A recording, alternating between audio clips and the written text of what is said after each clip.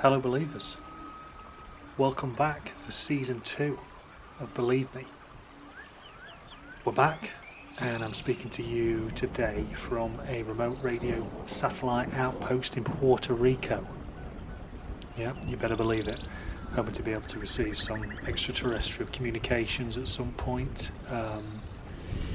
All I seem to be getting though is static and party political broadcasts from the UK Labour Party. Can't go anywhere. If you're new to the show, it's a podcast where we speak to creative people from a variety of backgrounds about what they do, how they think, and what they think about the X-Files. This season, we've got a myriad of brilliant guests, from parapsychologists to tornado historians, Michelin-starred chefs to folk horror filmmakers and acclaimed stand-up comedians, and I'm really pleased that you'll be here to join me. As I always say on the show, I'm by no means an X-Files expert. I just like the show. I think it gives us a lot to chat about the history of TV, about film, about nostalgia, and about all things supernatural. I'm not an X-Files expert, but today's guest is someone who is. It's a writer, academic, and long-time X-File, Dr Bethan Jones. Bethan is an honorary research fellow at Museum of Wales. She's a board member of the Fan Studies Network, an editor for Popular Communications, that's an international journal about media and culture, and she's also the author of The Truth Is Still Out There, 30 years of the X-Files, about the show's enduring legacy. And I really recommend you check out that book because there's so much great stuff in there about how influential the show is and continues to be. In today's show, Bethan talks about growing up in Wales, folklore, pit closures, university induction interviews, changes in fan culture, the immense impact of Mulder and Scully, and X-Files Season 2, Episode 1, Little Green Men, in which Mulder heads to an observatory just down the road from where I am now, in Puerto Rico, to continue his search for proof of extraterrestrial life, even in the face of the closure of the X-Files at the end of Season 1. Really pleased that Bethan could come on and chat with me. Lots of X-Files content in this episode, not limited to the usual 10 to 15 minutes at the end of the pod. You get a lot for your book. As always, if you like our show, please do drop me a message, like, subscribe, leave us a review, 5 stars please, wherever you get your podcast. Also follow us on X, Instagram, and we're on YouTube as well. But in the meantime, just lock all your windows, settle in, and look to the skies if you can, probably through the window if you're doing that and locking all the doors. Anyway, here's Bethan.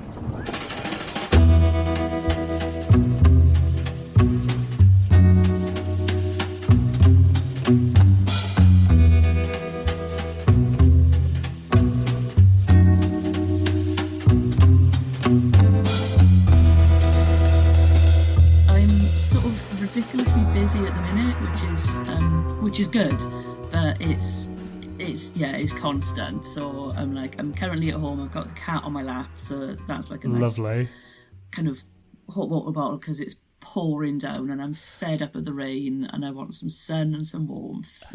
Oh, is it? So where are you in Wales then now? Yeah, I'm about 25 miles north of Cardiff, so right. I'm smack bang in the valleys, and right. it's just been wet for weeks and I'm fed up of it. So are you born and raised in Wales then? Yeah. I was born in Aberdeen. So I lived in Bath for 8 years. I went to university in Bath. Right. So I went to uni in 2000 and moved back home at the beginning of 2008, which wasn't at all expected. I was like, I knew I'd move back to Wales at some point, but I did not think that it would be back to the place that I grew up in. Right. But it's like my mother's got some health issues and she lives half a mile down the road. Right. My dad lives 2 miles up the valley and we've got an old railway line sort of behind my house, which used to be used to carry coal from the pits, and now it's just been kind of tarmacked over and people use it for walking and bike riding and stuff. But my dad lives sort of down the hill from the other end of the line, so it's really handy, and it means I can be around for appointments and whatever is needed for my mother. Have you noticed that community change then since you've come back? Is it? I mean, I imagine the pit's closed now. It's the same where I'm from in Sheffield, around Chesterfield. It's like that's all that industry's gone. Yeah. But is it? Have people moved away, or is there still kind of a kernel of that community there? It sort of depends. So where I am, I'm technically in a village called Godriaman, which is about a mile and a half outside of Aberdeen. But if you go up from where I am, further up the valley, there's a village called Carmarthen, and that's got a really strong identity. Right. Partly, I think, because it's sort of at the end of the valley. Like you go up the main road and it stops in a mountain. Like you can't go anywhere. Cwm is like the end of the line. So I think that's contributed to it. But it's also where the Stereophonics are from. So there's a big, sort of tradition of music and of that really strong community sense there. But also, like, we're getting more and more new builds being built, and you're starting to see a lot more people commute into Cardiff for work. Yeah. So it's becoming, we're not sort of a commuter town yet, but you can see that kind of change because there's no pit industry in Aberdeen. A lot of the shops, like I guess a lot of high streets everywhere, the shops are closing because you get in retail parks. So there's a retail park in Merthyr over the mountain. It's basically, there's local council, there's teaching, there's some retail work. Otherwise, you're working in Cardiff, really. It's like this. It's an interesting town. Like, I grew up here, and I had a real love-hate relationship with the place. And it was, because I was born in 1982, so I was born 2 years before the miners' strike. So there was a lot of deprivation. It's still considered one of the poorer places to live. So Ron the Cunnan Taff is the unitary authority. So there's a pit called Tower Colliery, which is up in Hidwain, so the other side of Aberdeen. And when they were closed, the miners used their redundancy payment to buy back the pit and ran it as a cooperative. Oh, right. And they ran it for at least a decade, and it finally closed in 2008 as a communal decision by the miners. Right, interesting. Yeah, and that was like the last deep pit, certainly in Wales, I think maybe in the UK, but it was, a cooperative pit. And the land it was sort of owned and maintained by, I think it was like the Tower Development Trust or something along those lines. And Zip World has just opened up. So they've had a zip line in Blaenau up in North Wales for years, really, really popular. Right. So they've they opened it, I think, just coming out to the end of the pandemic. I think I've seen that. Yeah, I've seen those videos. It looks wild. It is. It's so the one up in Blaenau is you're basically like Superman. So you kind of you lie in, horizontal to the ground. And it is ridiculously fast. But the one up in Hidwain is the fastest seated zip line. I think possibly in Europe. So I did it for my birthday a couple of years ago, and it is fast, but it's awesome as well. Like, the views are amazing. So there's kind of that push towards more sort of tourism coming into the valleys as well. So there've been a lot of changes, definitely.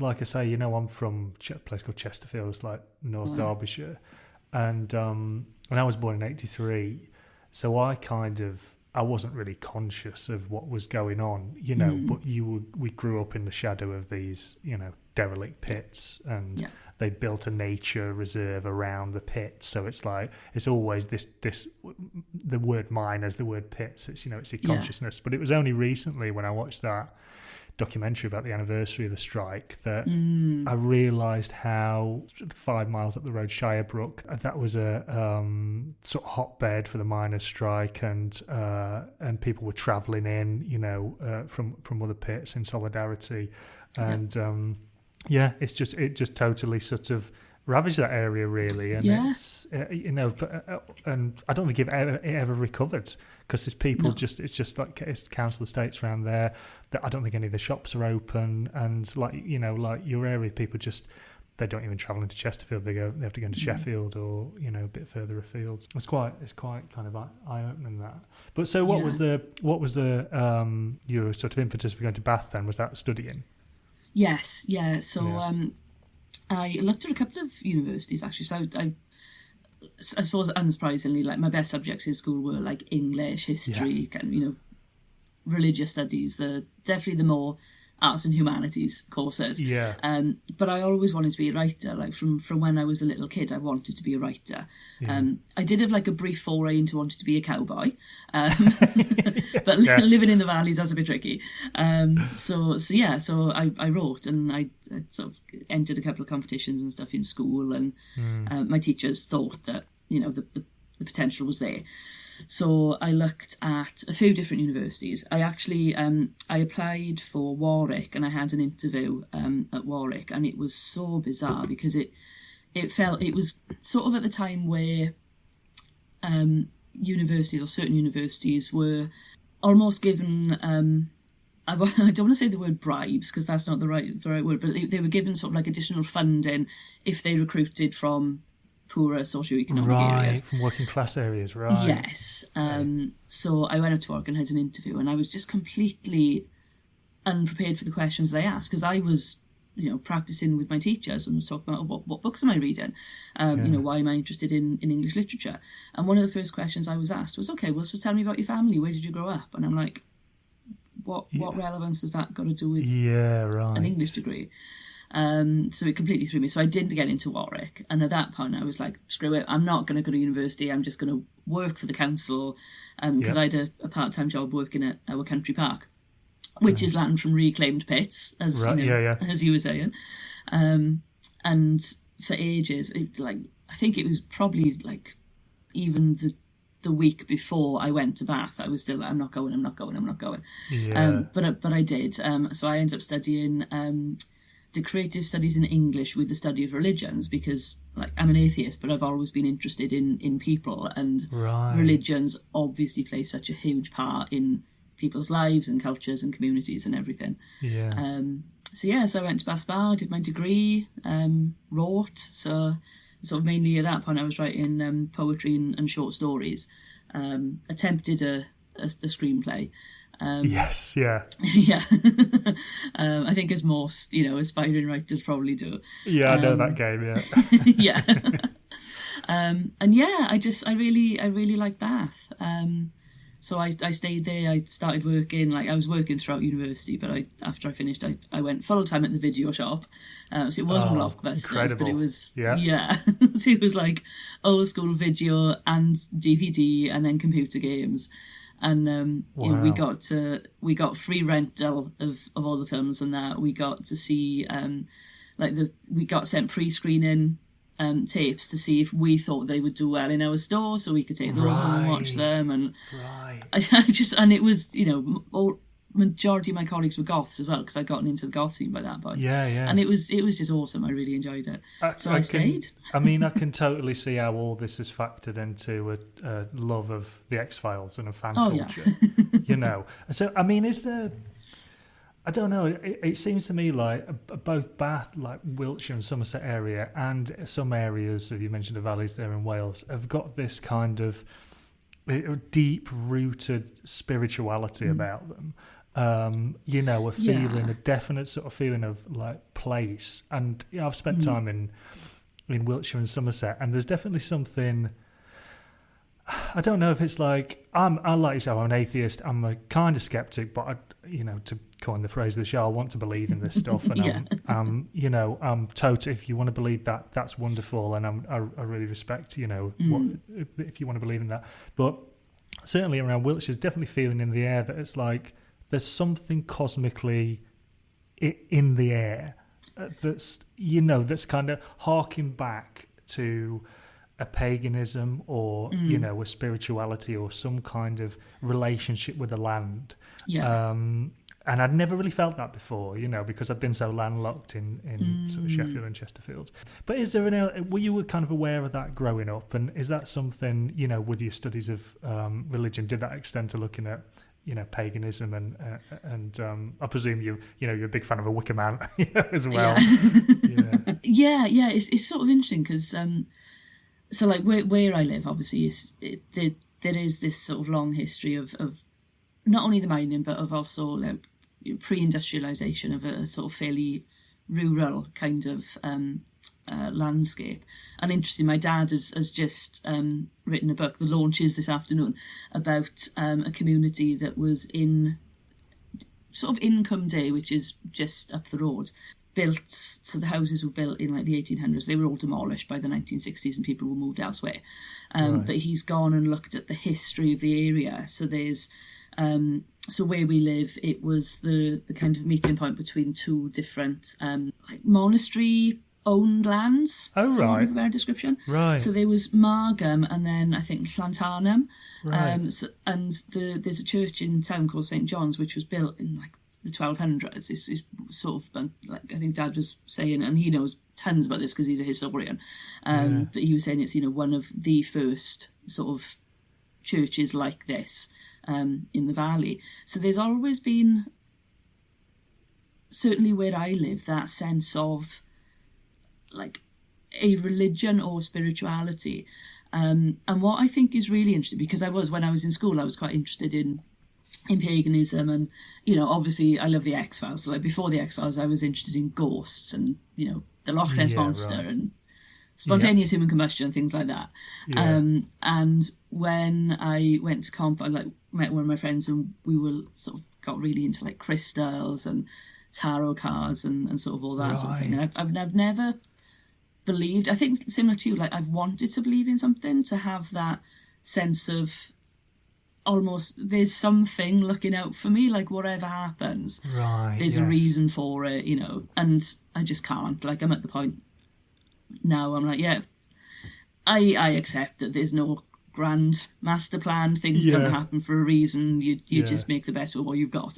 I think that's nice though, in a way. It's like a nice thing. It's like, let's just make the most of every day, and we're going to roll with everything we get thrown at us. Exactly. And I think it's nice to like have that sense of agency, and I completely understand why people might believe in a god or a greater power and have a sense of comfort from that. But I'm a bit like, actually, I make my own plan, and I like having that sense of agency. But sort of going back to the sense of like spirituality in place, what I think is really interesting. So in Wales, we've got a tradition of Eisteddfods. They're celebrations of like the arts, poetry, song, music. And there's sort of a long history. But the first modern Eisteddfod actually happened in Aberdeen in 1861. Oh, right. Which, and this year, actually, the Eisteddfod is coming back to Rhondda and Taff, because it moves around every year. So the National Eisteddfod for Wales, the first one, happened in Aberdeen. So what do you get with that then? Do you get like, I'm imagining a parade and colourful characters? And Yes. So what you have is the godsend of the bards. So it's kind of this very Celtic druidic sort of tradition. So like the streets, for the first I were decorated with like flowers and all these arches, and there was bunting, and you had sort of the bards would be dressed in sort of long white robes, walking around, and then you'd have poetry readings and competitions, and people would be crowned, like the winner of you'd win like a bardic chair, I think, which is held for the year. And honestly, if you just Google Eisteddfod and look at images, and you'll see it's this very like Celtic, druidic, old school sort of pagan festival, which I really like. And I feel like I could get on board the celebrating a god of art and culture and literature. Exactly, I'm on that wavelength. And we did another one in Aberdeen in, I want to say maybe the 50s or the 60s.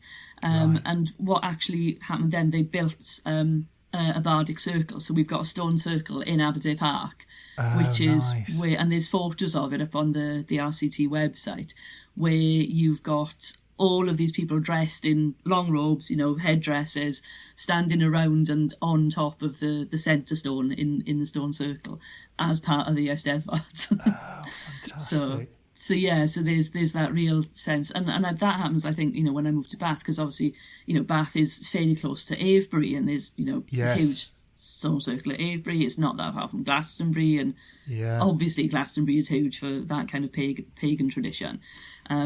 So yeah, there's definitely, I think there's been links which I've never really thought about before, about where I've lived and that sense of place and culture and history. It's really interesting. I made a short film many moons ago about this event called the Haxey Hood, which takes place in Lincolnshire, and it's like basically two rival villagers get together to play a village-wide game of what's essentially rugby, but just ends up into beating the shit out of each other. And it's all led by someone called the Fool, who dresses in rags and rather problematically blacks up. But I did question him about that, and he was like, "Oh, it's dirt. It's dirt from." I was like, "Yeah, is it? I mean, that could easily be green." Yeah. But I found it totally wild that that was still going on and being celebrated. And it did descend into just drinking for 2 days, which again I can get behind. which is great. So you did you? Yeah. Well, I know you watched the X-Files the first time round when it came on. What age were you then? And were you at uni then? No. Were you studying then? I was 14. Right. So because it aired in the UK, I think in '94. Yeah. So hang on, yeah. And I think I started watching in '96. Yeah. I think it aired in the UK in '94. I have got the date somewhere, because when I wrote the book, I did obviously a lot of research, and I'm watching from a very different context in the UK. No, I think you're right. I think it was around that time. I mean, that's a sort of perfect age, really, isn't it? Where it's almost like, I don't know, it almost feels a bit naughty to be watching it.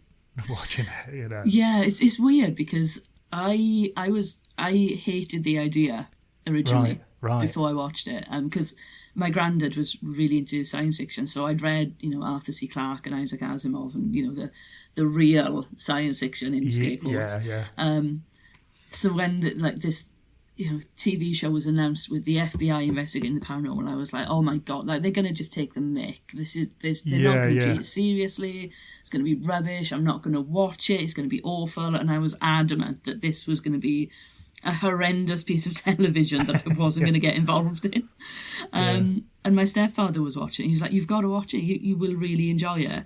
And I think the first episode I saw was Darkness Falls, and I was hooked. Right. So I kind of went from being like this anti-fan to being completely obsessed with it. Yeah. I mean, I set this podcast up with, I'd say, a mild interest in the X-Files, because I'd seen it had come back on 4OD, and I thought, I'll watch that, I'll go back and revisit that. I vaguely remember various episodes. I remember the myth arc, and I thought, oh, this would be nice to reconnect with people I know and meet new people and talk to them about their creative process. And I've gone from being not an agnostic X-Files fan to basically preaching it as the most influential TV show of all time. And I say that with no smile on my face. I think it, genuinely is. Yeah. No, I totally agree. I was really pleased to see you'd said something in your book similar to that. Yeah, it is. I mean, it came at a really interesting time, I think, in terms of television, because it kind of melded the long running narrative arc with individual standalones, which I don't think any other TV show at that point was doing, and obviously it's been picked up by a lot of other shows. That's kind of set a blueprint, but the quality of the production as well was really, really, really good. Like I still watch it now, obviously, but it's like it treats the audience like an intelligent viewer, which I love. And I found it really interesting because I watched the revival series when that came out as well, obviously. And I'd remember it popped up on my Facebook memories that I'd posted saying, the way they ended this show is not the way they ended the original show. Like, in the original run, you would not have had the explanation that was given at the end. Right, Which I thought was really interesting, and, you know, kind of speaks to changes in television now. Yeah. But yeah, at the time, it's the production value was amazing. The stories were amazing. The fact that it was a male and female lead who weren't in a relationship for a long time. I know you're definitely not a shipper. I am not a shipper. I'm in that camp as well. I'm definitely in that camp. I roll my eyes a bit when I see... I mean, for this episode, we'll get on to talking specifically at the end when Scully... Yeah. I mean, it's quite nice when she touches his hand. It's sweet, but it doesn't need to be read as like some undying love. It can just be, I recognise you're going through some shit. I'm here, and that's fine. That's all we need. It's No, it's and I guess also it's interesting, given your background and your studies and your research as well, to follow how it embraced and reflected fan culture.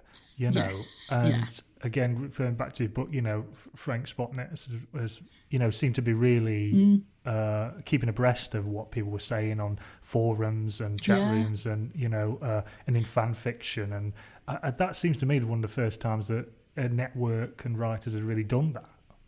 Yeah, there was.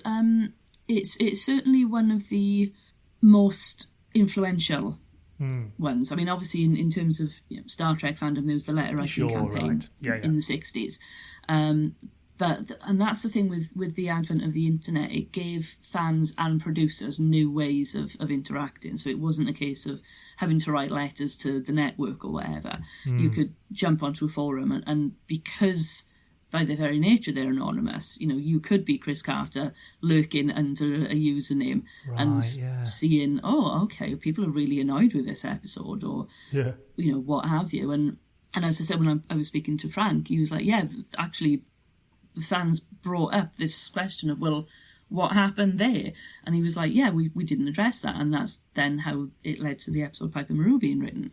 And it's nowadays it's fans are far more embraced than they were certainly in the 70s and the 80s.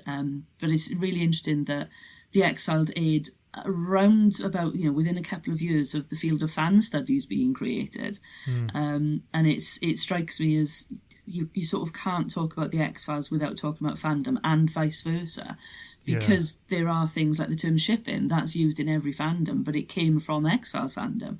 So there's so many kind of touch points between the two. You can't talk about one without the other.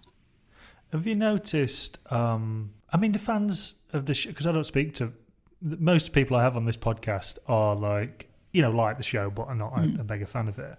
Yeah. Are fans still talking about the same things they always were in relation to the show, or are they discussing different things or different aspects, or is it particularly is it the same thing? As it's always been. There is to some extent, yeah. Partly because you're still getting new fans discovering the show. Yeah. So like, streaming sites have been huge, particularly over the lockdowns, for people discovering shows like the X-Files. So there was, and I'm in several fan groups on Facebook and stuff, so there was a flurry of posts with people like, oh my god, I've just watched this show, what happens with Mulder and Scully, or talking about the X-Files. What the one thing that has been quite interesting is, so there's been this kind of broad cultural shift to the right, globally, not just in the UK, not just in the US. And with that, there's been more of a move towards perhaps more conspiratorial sort of thinking. Right. And a lot of that has come through with the X-Files. So you're now getting people kind of talking about, the X-Files predicted this, and kind of tying the show into this form of conspiracy thinking in ways that it hadn't done previously. Right. So, they were, when the show was being aired, Richard Dawkins gave a speech at a conference kind of criticising the show because it was dumbing down science and people were going to start believing in UFOs and aliens and stuff like that. Right, which I'm like, well, you were not really giving the audience much credit. Yeah. But there's now things like, so particularly when the X-Files revival came out in 2016, 2018, Yeah. you had people like Alex Jones writing about, the X-Files told us this was going to happen years ago. And so there is... Wow. Yeah, it's really, really interesting. So there is that sort of element that's being discussed more openly now than I think it was originally. But otherwise, you've still got people nitpicking about different episodes, coming up with alternative theories, talking about Mulder and Scully. You've still got people hating Diana Fowley. Still got people arguing about when the show should have ended. Should it have been the end of season 7? So you do have the things that have always been discussed, like still being discussed. I mean, that's interesting to talk about that sort of it being re-embraced, because just going back to the book there, you talk about fans, or maybe not hardcore fans, but people who watched the show previously kind of stepping away from it after 9/11 because they didn't want to be told the government's out to get them. They wanted someone to give them a hug and say, it's okay, this government's fine, we're going to go and we're going to get them folks that done this. So I thought that was, and I'm looking forward, because when I started the podcast I was like, I wonder how, because I didn't remember, is there a shift? Does it call out 9/11? Does it actually reference 9/11 now? How did people approach that at the time? So it's fascinating to hear that, and to hear that people are now looking back. And was there also an episode of Lone Gunman that kind of... There was. Yeah. It's like pretty much on the nose what was going to go on. It was. And that's another one that sort of gets, brought up now in terms of that, conspiracy thinking. It's like, well, the Lone Gunmen predicted this. Like they, obviously someone involved in the Lone Gunman production must have had inside information. It's like, well... Yeah. No, sometimes just more than one person can think about the same thing, and just someone writes it as a TV show and someone actually does it in real life. It doesn't mean that it's more than coincidence.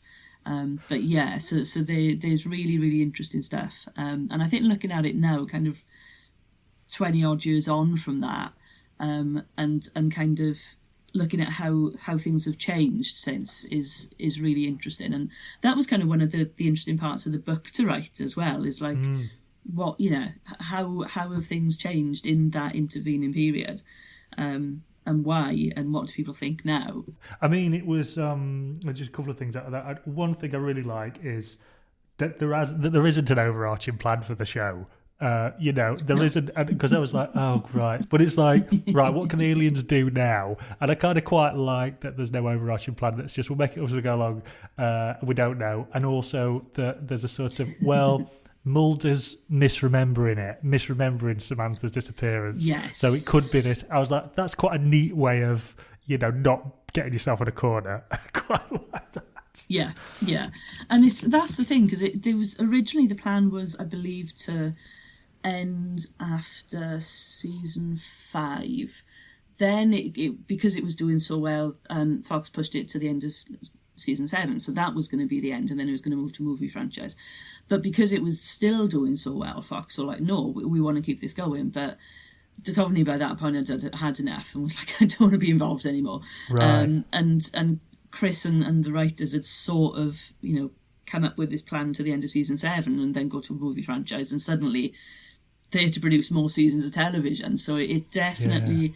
I mean, personally, I think the end of season 7 would have been a good place to end the show, and then to move it into a movie franchise.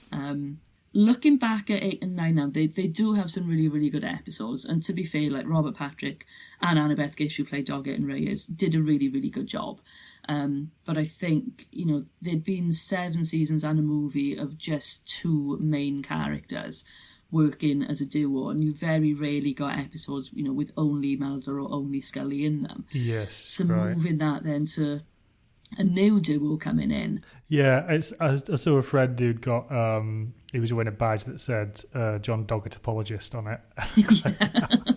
I like that. I was like, leave him alone. Yeah. And I think a lot of fans now, kind of looking back, having watched 8 and 9 after maybe some years have elapsed, have kind of gone, oh yeah, I was a bit hasty in judging it so harshly. But when you are in the middle of it, when you're watching it, of course you're going to get annoyed that Mulder's essentially been replaced by this hard-nosed detective. I mean, one of the sections of the book that I found really fascinating is your kind of discussion of gender in the show. And, the episode that really, I mean, I was really steeling myself going into Gender Bender and thinking, oh my God, what? How badly is this going to rage? And it was, to be fair to it, it wasn't as bad as I thought it was going to be. And also, it's a totally wild episode, but not for the reason I thought it was going to be. It totally concludes not where I thought it was going to be. We talked about this on the episode when we talked about that particular episode.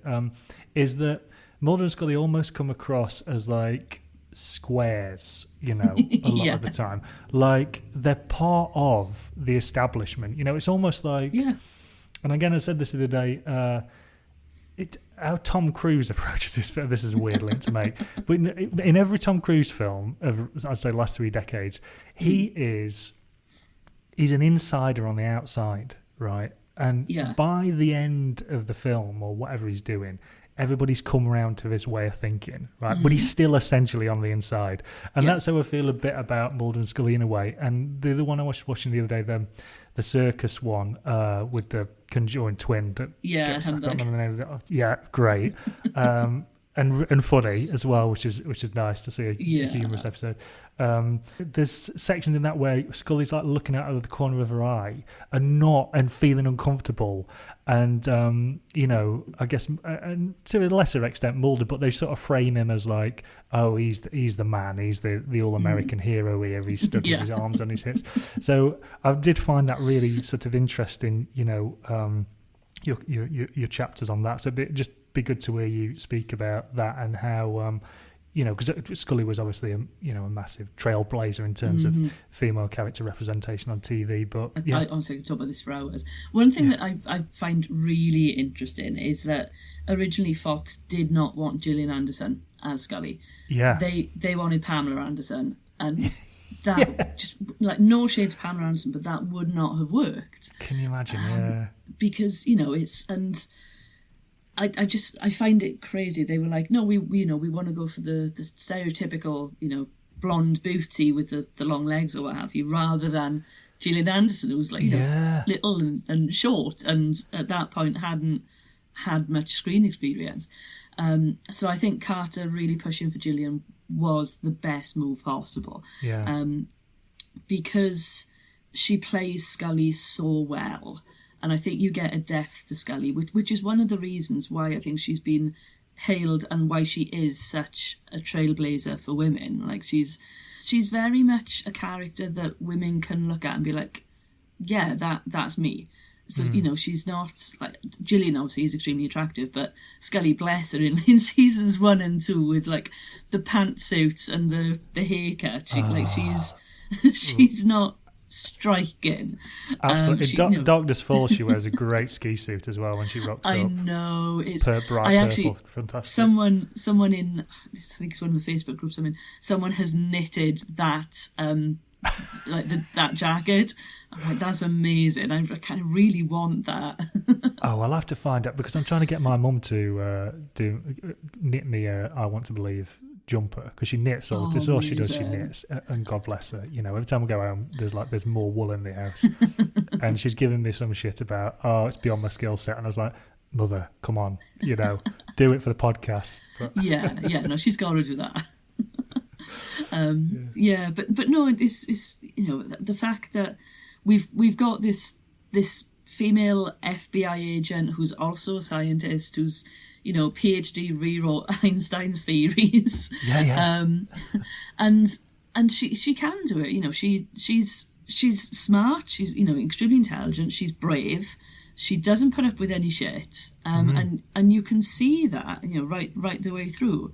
And in the pilot episode, she's like, am I to infer that you want me to spy on Agent Mulder? Yeah. And she comes out and says it, and all of that just makes her a really, really strong role model. And I love the fact that Chris did that and was like, I'm going to sort of flip the stereotypical, gender attributes. So Mulder's going to be the emotional one. Yeah. And, he is, bless him. Scully's going to be the scientific one. She's going to be rational. She's going to be able to do autopsies and take criminals down and do so while not being, a Tomb Raider sort of character. Yeah. But also it shows that professions like law enforcement, like medicine, like science, can be pathways for women to get into. And the Scully effect, which I talk about in the book, is absolutely huge. And it's actually a proven effect. It's not just, fans of Scully saying, oh yeah, there's this thing. It's like there's research being done that shows Scully has had an impact on women working in STEM, which I think is amazing. To be able to attribute that to a TV show and a character as making substantive change in very heavily male-dominated fields is, if that's the only thing that the X-Files gets remembered for, then that's a good thing. Like, it wouldn't be. There'd be loads of other things. But yeah, and you see that with Mulder as well. And one thing I didn't get a chance to go into in the book in depth was sort of depictions of masculinity, because Mulder isn't your sort of typically masculine male character. So I know we've got the bit in Humbug where he's standing there with his hands on his hips and he's looking like the epitome of American masculinity, but he's not. We see him cry so many times. He is in touch with his emotions. He is very empathetic, or he can be. Sometimes he's a jerk. He's almost played like I don't know, I said this before as well, like he's a teenager. He's treated like a teenager by the father Skinner, who is, Skinner's a sort of, he's a father figure in some, I really like Skinner, he's a really interesting character. Yeah. And also how Mulder lives, compared to how Scully lives. Yeah. And I don't know, is that a Jersey Devil where we get a shot of Mulder basically living in his own filth in this flat, compared to where Scully lives in a wonderful. I know, like, a dad was a military man, and they probably got a bit of money, but like they're on the same wage, or maybe they're not. Maybe they're not. Also, he's got the kind of girly calendars on the wall as well, and and his porn collection. Yeah, and I'm sure there's one episode where he's watching some porn on TV or something, and I'm kind of like, I'm all for sex positivity, fine, you do you, Mulder, but like there's definitely like Scully just tolerates it, and just sort of rolls her eyes, and it only for me feels more problematic when she goes to see the lone gunman and like how Fro Hickey approaches her, and it's like if you again, I can't remember the later series off the top of my head, but maybe if you were making that now, Fro Hickey would be taken to task a bit more, I think. And it's don't talk to people like that.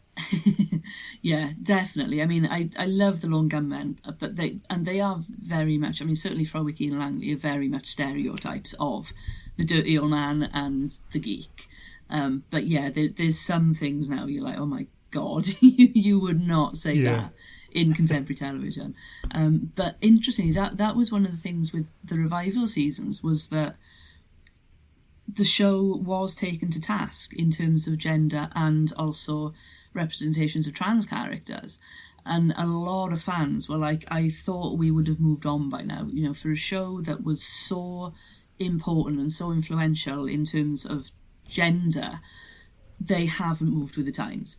So there was, the arguments about sort of Scully being pregnant at the end of, the last season as a 52-year-old woman, which, yes, isn't outside the realms of extreme possibilities, to coin a phrase from the show, but is very, very unlikely. The whole retconning of, William's conception and, being impregnated by science against your will, it's still medical rape, regardless of what Chris Carter says. Yeah. So there were some still really quite problematic things that fans were understandably, I think, really pissed off about. So there's an argument that, yes, certainly the early seasons were really, really influential. the last, the revival seasons haven't really caught up with the times. Yeah. Which is frustrating. Even the gender percentages off screen, behind camera, wasn't great. Certainly in season 10, it improved a bit in 11. And with all the discussions around things like Me Too, around gender equality in the screen industries, in Hollywood, in the creative industries, there's a sense that actually they could have and should have done better. Yeah, no, definitely. I mean, yeah, I just sort of alluded to it there. What are your hopes for if Ryan Coogler gets this new series off the ground? Because I read an interview with Chris Carter where he said he's basically just given it. He doesn't own it anymore. Fox own it, and he's just given it his blessing, and Ryan Coogler can just crack on with it. So, yeah, what would you like to see out of the new series? So I'm hoping that it won't be like a reboot with a new Mulder and Scully. I don't think that would work. Yeah. What I'd like to see is maybe sort of like an X-Files, The Next Generation, kind of like Star Trek Next Generation. Nice. So you've got someone who's not Einstein and Miller, because I could not get on with those two. But new characters coming in and kind of, taking up the mantle, looking into the X-Files. I really want more diversity on and off screen. I want more non-white writers. I want more black writers, Indigenous writers, Asian writers. I want more of a gender split. I want more and better trans representation. The X-Files tried to do that in the last Mulder and Scully Meet the Way Monster, and it fell flat. It was, it was bad. Wasn't it the one where they sort of likened being a werewolf to being a trans person? Is that? Yeah. Right? So you've got Mulder has a conversation with Rhys Darby, who plays Guy Mann, who is the way lizard in that episode, and Mulder sort of being like, oh well, it's kind of like this, and it just doesn't work, because it basically reduces being trans to what your genitalia is like, because there's a point where Mulder's like, oh well, they cut it off, and Guy Mann is like, oh my god, that's taking it a step too far, and it's like, oh dude, why why have you included that in this episode? And it's just, it's not necessary, and like it's the 2020s now. It was 2018 when they aired that episode. You don't need to do that. I would like to see more diversity. I just want better representation on and off screen. I'm kind of, I wouldn't be averse to a cameo from Duchovny and Anderson as Mulder and Scully. And I think it's interesting that Gillian has said under Chris she would not do more X-Files. But with new writers, with new producers, possibly with Ryan Coogler, she might. Yeah. I'd love to see a cameo from Mulder and Scully, but I don't think they necessarily need to be the heart of the show now if we're doing a revival or a reboot or whatever it is in the 2020s. And I'm saying that as a diehard like X-Files fan. I love Mulder and Scully, but I don't think we necessarily need to see them in whatever Coogler does. Yeah, I think it's got the potential to be really exciting. Yes. And I'm just thinking of recent TV shows like Atlanta just came into my head, and where they went with that show, totally unexpected, and a really interesting sort of dissection of race and America, and then it becomes a sci-fi show, it becomes a horror show. So I'm I'm cautiously optimistic about that.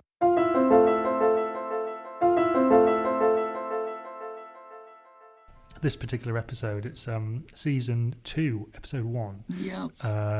Little Green Men, directed by David Nutter, and I'm not going to talk about how much I love David Nutter again, because I keep talking about his work on Trances and how much of a great director I think he is. Written by Glenn Morgan, James Wong.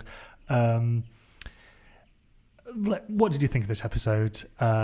I've sort of got an inkling, because when you emailed me back, you said, I really like this episode, so that's good. And I know you must have seen it loads of times, but like coming back to it this time, and what your thoughts were. I do. I really, really like this episode. I think as a season opener, it's really strong.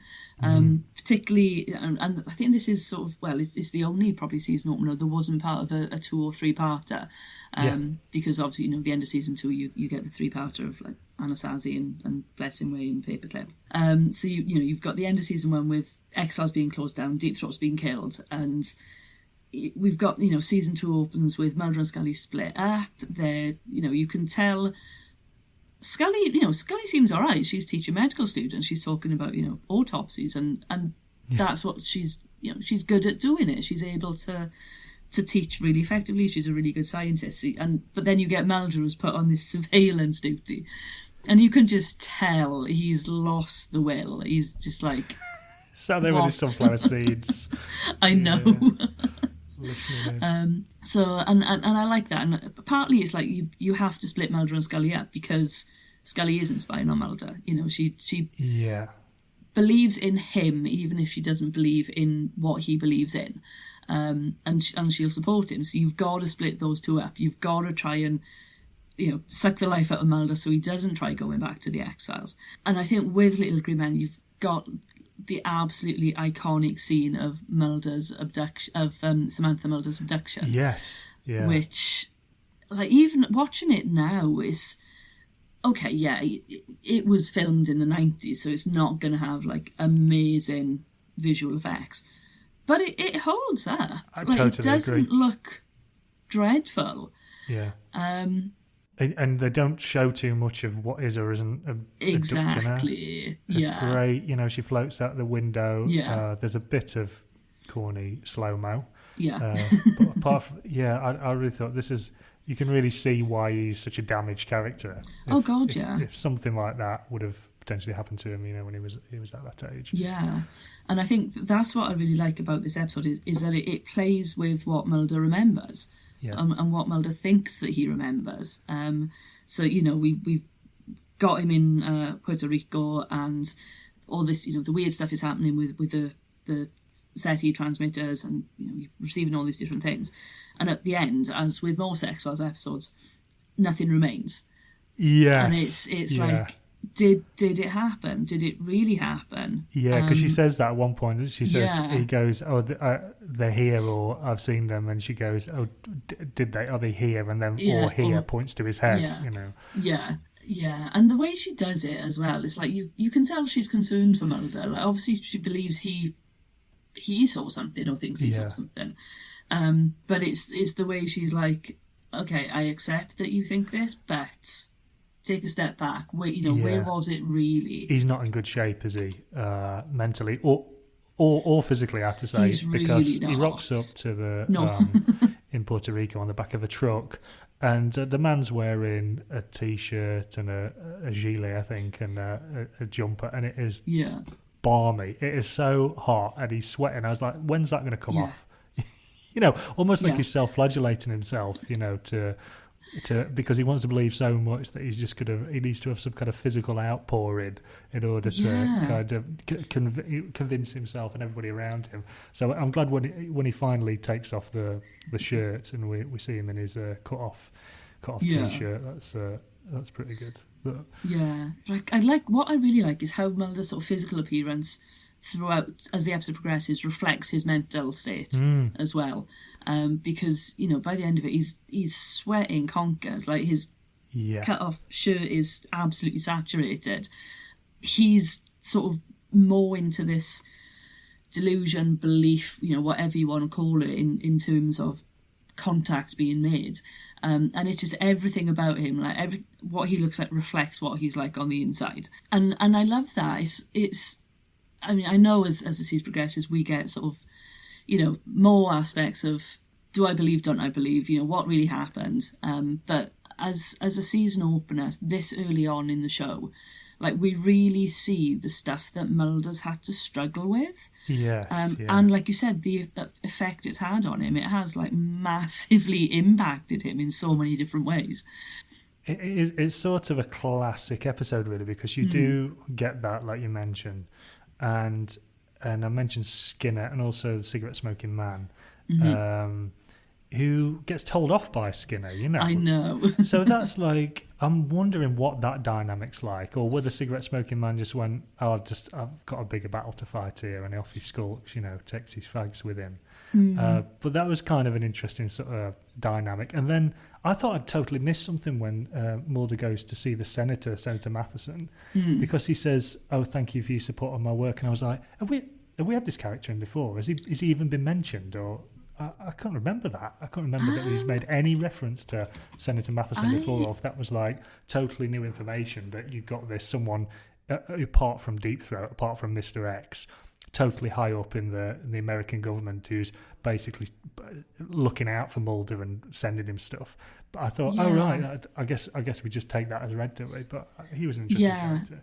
He is, and I think like there's obviously things being alluded to in season 1 that there are higher ups that are feeding Mulder information they want him to know, and we sort of see that through Deep Throat. So it's interesting that this is like the first episode where we see somebody who's in that position of power, who we know has clearly been supporting the X-Files. Yeah.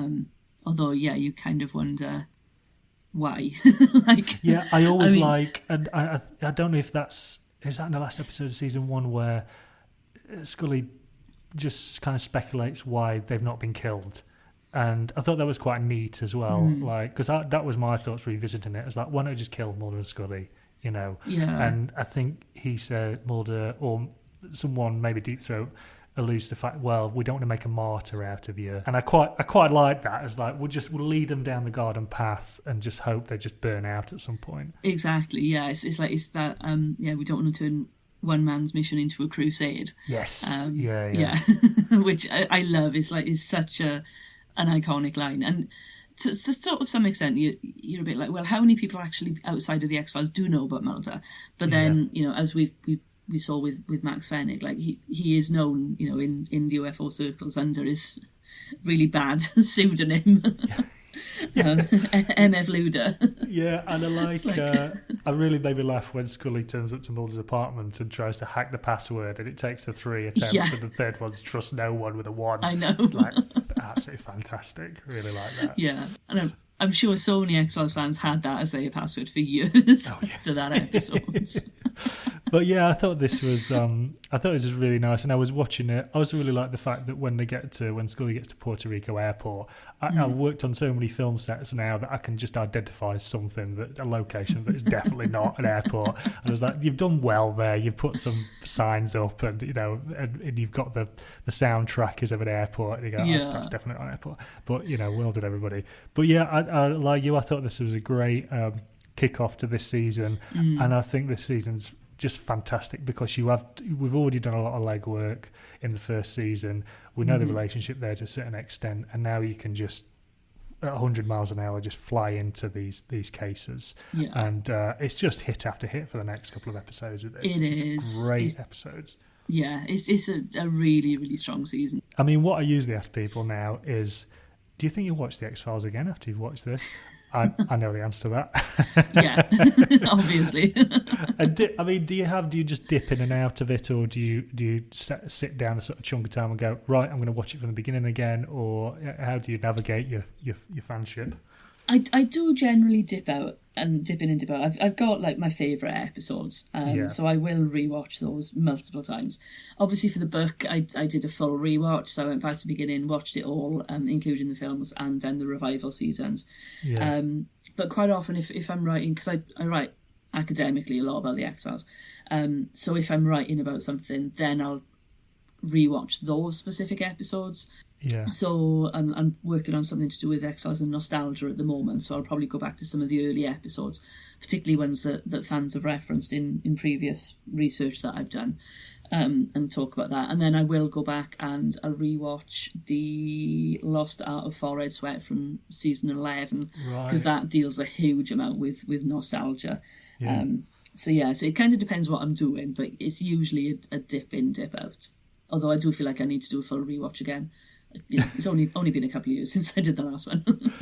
It's just the time, isn't it? I know. And people just keep making other great shows. It was like HBO's cracked something out. I was like, right, I've got to watch Shogun now. And then the weight of great film and TV, and as like I've got a pile of books next to the bed that I'm just slowly getting through. But is there anything else you've been seeing recently you've watched that you've really liked? It doesn't have to be film or TV, it could be a book you've read or a bit of art or something.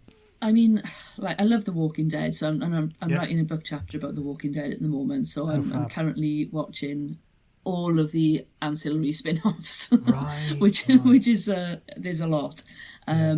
Obviously, Last of Us was absolutely brilliant, and wonderful. I'm so excited for the next season of that to come through. It's sort of really bad because I've been so busy with like academic work and writing. The stuff that I'm watching and reading tends to be switch off brain sort of stuff.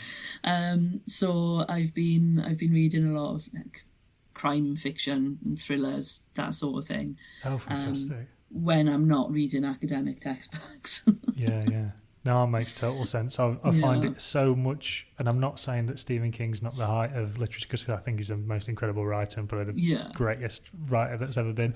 But I do find it so much easier to get through a Stephen King book just because of how he writes, and I've got piles, and I'm just like, well, I'll just have a cheeky read of it, or a cheeky read of his new one later, or what have you. Yeah, I do that with the Discworld. I'm like, I could read several of my new books, but actually, I'll go and read Lords and Ladies for the 20th time. Have you had a chance to see, I used to live with Mark Burrows, and he's got a touring show at the minute about Terry Pratchett. I have to send you a link to that. It's worth checking out. Yeah, me and my dad are both huge Discworld fans. Right. My dad actually got me into it. He started reading it before I did. So yeah, definitely send me the link for that. Yeah, I didn't read much Discworld. I had the PC game for a while, and that was totally infuriated, and that sort of put me off for a bit. Oh, it's well worth it. Just don't start at the beginning. Don't start with Colour of Magic and Light Fantastic, because they are like they're fantasy parodies, and Pratchett gets better when he's built his own world. Right. Start a couple of books in. Believe Me is written and edited by me, Chris Boyd, with production support from Steve Marshall. The music is by Johnny Boyle, and our logo is by Russ Brown. If you like the show, please do hit subscribe wherever you get your podcasts, and we'll see you out there next time.